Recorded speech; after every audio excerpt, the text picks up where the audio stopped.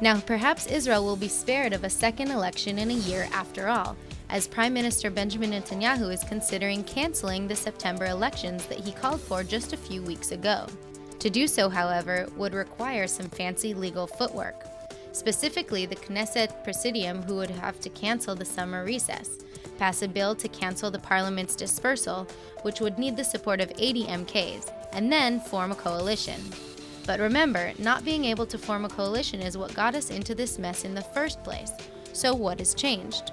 Well, there are rumors that Netanyahu is considering forming a unity government with Blue and White's Benny Gantz, although both Netanyahu and Gantz deny this. And Blue and White is also accusing Netanyahu of having a change of heart because he is afraid his political luck has run out and that he will lose the September 17th election. Then former Prime Minister Ehud Barak even said that if anybody cooperates with this scheme to cancel an election, they are corrupt for backing an under-indictment PM Netanyahu.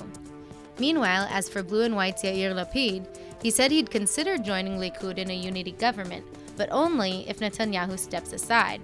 Then still, let's say a unity government where Netanyahu and Gantz agree to transfer power between each other is actually formed. Even that can get complicated, because Gantz and Lapid have a rotation agreement of their own.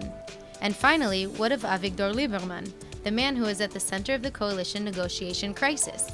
Well, he said he'd be willing to form a unity government with his own party, Likud, and Blue and White. But the ultra-Orthodox, he said, must not be in the government.